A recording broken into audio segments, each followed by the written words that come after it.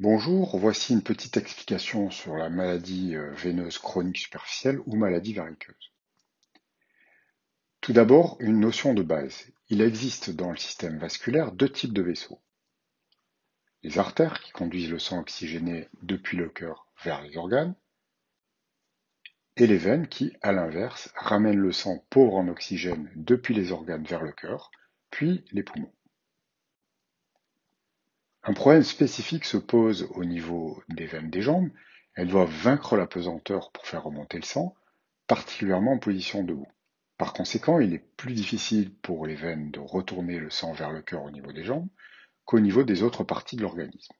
Ceci explique pourquoi il n'existe des varices qu'au niveau des jambes, à de rares exceptions près. Pour vaincre cette pesanteur et permettre au sang de remonter le sang vers le cœur, les veines des jambes sont pourvues de petites valves anti-reflux qui permettent au sang de progresser vers le haut, tout en l'empêchant de rebrousser chemin. Ainsi, le sang va remonter de valve en valve tout au long de la jambe.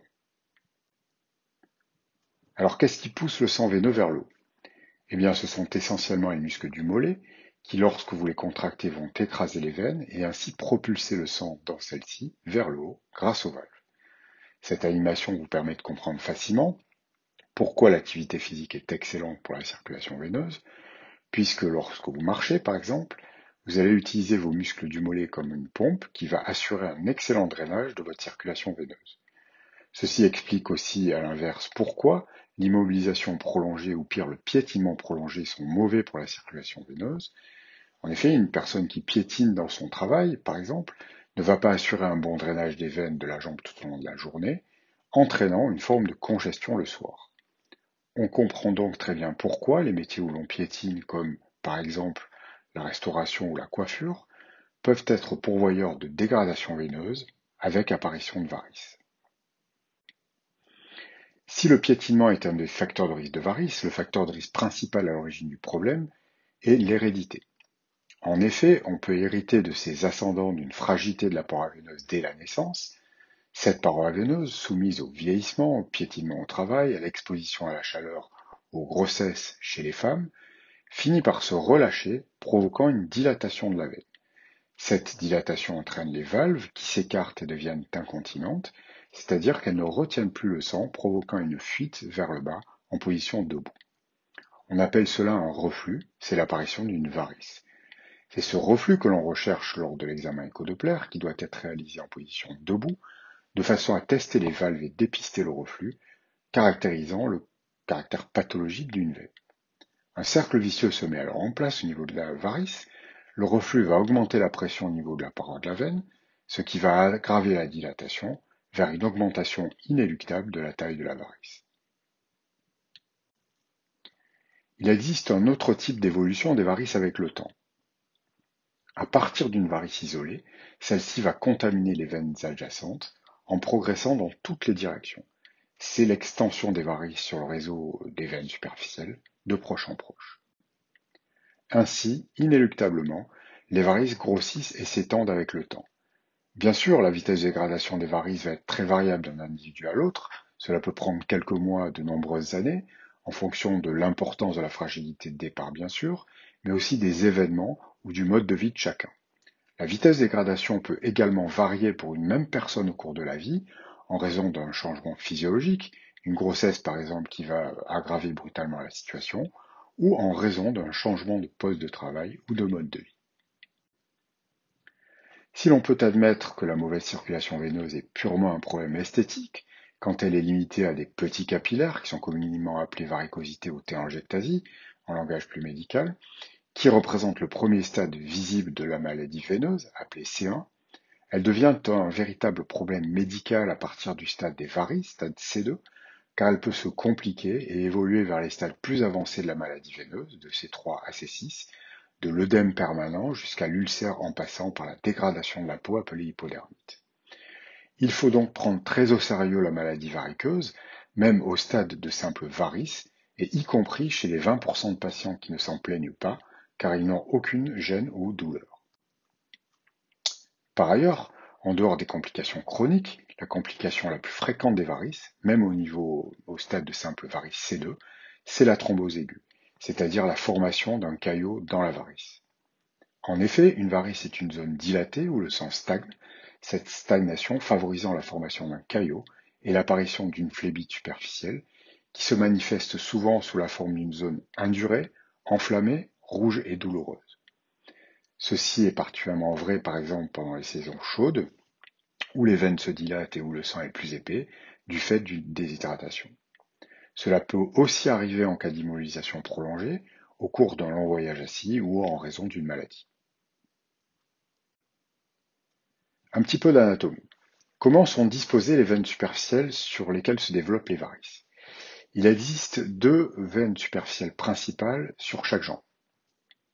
La veine grande saphène, qui conduit le sang de la cheville jusqu'au pli inguinal, sur la partie interne du mollet et de la cuisse, et la veine petite saphène qui fait remonter le sang à l'arrière du mollet, depuis la cheville jusqu'au creux du genou. Il existe bien évidemment la même disposition de chaque côté à droite comme à gauche. Ces veines saphènes sont les veines collectrices principales du sang veineux superficiel, drainant toutes les branches qui s'y jettent. Les varices, elles, se développent sur les branches, les veines variqueuses visibles ne concernant pas la veine saphène, sauf rare exception. Mais lorsqu'il existe des varices sur les branches, il existe très souvent un reflux sur la veine saphène, grande ou petite saphène selon la localisation des varices bien sûr, ne permettant plus alors de faire correctement remonter le sang vers le cœur. Ainsi, le traitement habituel et dicté depuis plus d'un siècle est de supprimer la veine saphène pour traiter les varices. Cette suppression de la saphène est réalisée traditionnellement par le stripping, qui consiste à retirer la veine entre deux incisions sur la hauteur de la jambe. C'est une technique un peu agressive, car elle procède d'un arrachage qui peut entraîner des douleurs et des hématomes. Elle est devenue un peu moins agressive ces dernières années, et elle est tout de même de moins en moins pratiquée aujourd'hui. En effet, des techniques plus modernes dites mini-invasives sont apparues ces dernières années. Elles utilisent la voie endoveineuse, c'est-à-dire qu'elles vont permettre d'introduire à l'intérieur de la veine saphène, à travers la peau, en piquant la veine saphène sous contrôle échographique, une sonde ou une fibre, sur cet exemple il s'agit d'une technique laser, qui va délivrer de la chaleur à l'intérieur de la veine, ce qui va permettre de la fermer en retirant la sonde ou la fibre, avant qu'elle soit résorbée par l'organisme en quelques mois. Cela peut aussi être réalisé en fermant la veine avec une mousse chimique ou avec de la colle. Le gros avantage de ces techniques modernes est que la veine n'est pas arrachée, donc cela est moins agressif, ça ne nécessite pas d'anesthésie profonde, ces techniques sont réalisées sous anesthésie locale et il y a peu d'invalidité post-opératoire. Cependant, même les techniques modernes restent, comme le stripping, sur le principe de supprimer systématiquement la veine saphène pour traiter les varices, à partir du moment où il existe un reflux, quel que soit le type de varice et quel que soit le type de patient. Alors pourquoi ce principe de suppression de la saphène est-il systématiquement appliqué? Eh bien, ceci est basé sur l'explication de l'origine des varices présentes sur les branches. La théorie traditionnelle explique que le reflux commence au pli inguinal, puis progresse vers le bas à cause de la gravité, par la défaillance successive des valves sous-jacentes, jusqu'à l'apparition de varices sur les branches. En toute logique, il est donc indiqué de supprimer la veine saphène, qui est réputée être à l'origine et qui alimente les varices. Ainsi, la cause des varices étant traitée, en théorie, le traitement est efficace et durable. En réalité, les études à moyen et long terme après la suppression de la saphène montrent que les taux de récidive, d'apparition de nouvelles varices quelques années après sont importants, variant de 25 à 93%. Ce qui signifie que supprimer la veine saphène n'empêche pas le retour des varices, et donc que la saphène n'est peut-être pas responsable de l'apparition des varices au départ. Ayant réfléchi à cela, il y a bientôt 20 ans, notre équipe a imaginé une autre possibilité. L'évolution pourrait se faire à l'inverse à partir des branches en remontant vers la saphène. Et ceci permettrait d'expliquer pourquoi, malgré l'ablation de la saphène, les varices reviennent sur les branches restantes, puisque la maladie a comme point de départ non pas la veine saphène, mais les branches elles-mêmes. Nous avons fait une grande étude pour appuyer cette idée, et cette étude a confirmé que dans la très grande majorité des cas, il existait plusieurs stades d'évolution, avec un stade initial limité aux branches, puis une atteinte de la veine saphène avec une évolution ascendante vers le pli inguinal, où l'atteinte finit par apparaître avant l'évolution vers un stade globalement dégradé. Basé sur cette observation, nous avons publié pour la première fois les principes et les résultats de la méthode Asval en 2005, qui permet de limiter le traitement à la suppression des branches malades pour préserver la safène avant qu'elle soit atteinte dans les formes de début, et même dans les cas d'atteinte plus partielle de la safène, permettre une guérison ou une amélioration de celle-ci, avant d'être obligé de supprimer la safène dans les cas les plus évolués. Cette approche a constitué une petite révolution pour le traitement des varices, en évitant de supprimer systématiquement la veine saphène et au contraire d'essayer de la conserver aussi souvent que possible. La conservation d'une veine saphène qui peut récupérer est un avantage évident pour le drainage du sang veineux, sans compter qu'il s'agit d'une veine qui peut servir pour la réalisation de pontage au niveau du cœur ou des jambes. En conséquence, il faudra effectuer systématiquement un bilan opératoire précis en présence de varices, avec un protocole clinique et échodoppler particulier, de façon à déterminer le stade d'évolution du patient, ceci pour permettre de savoir de façon précise si l'on peut préserver la veine saphène ou si la situation est trop évoluée et nécessite la suppression de la veine saphène. Enrichi par une longue expérience, nous avons depuis quelques années construit un protocole clinique et échodoppler pour cela, avec en particulier l'établissement d'un score qui permet de savoir si le patient peut bénéficier de la méthode Asval ou pas. Alors comment faisons-nous techniquement pour réaliser la méthode Asval? Nous avons mis au point une technique mini-invasive, c'est-à-dire la moins agressive possible. L'incision se fait avec une aiguille. Puis on utilise un tout petit crochet pour aller saisir en douceur la varice qui a été préalablement repérée par un marquage préopératoire. La veine est ensuite délicatement attrapée par de petites pinces, puis elle va être sectionnée entre ces pinces et la partie qui se rattache à la saphène est ligaturée pour éviter saignement et hématome.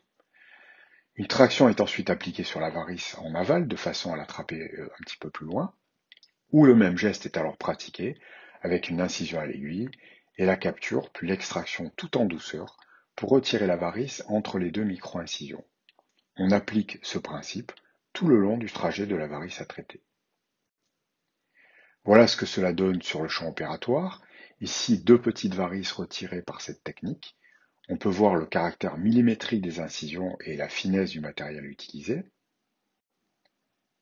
Un autre exemple sur une branche variqueuse beaucoup plus volumineuse, avec ici le résultat de l'extraction de cette grosse varice, également à travers de toutes petites incisions faites à l'aiguille, avec une extraction douce réalisée avec ce petit crochet.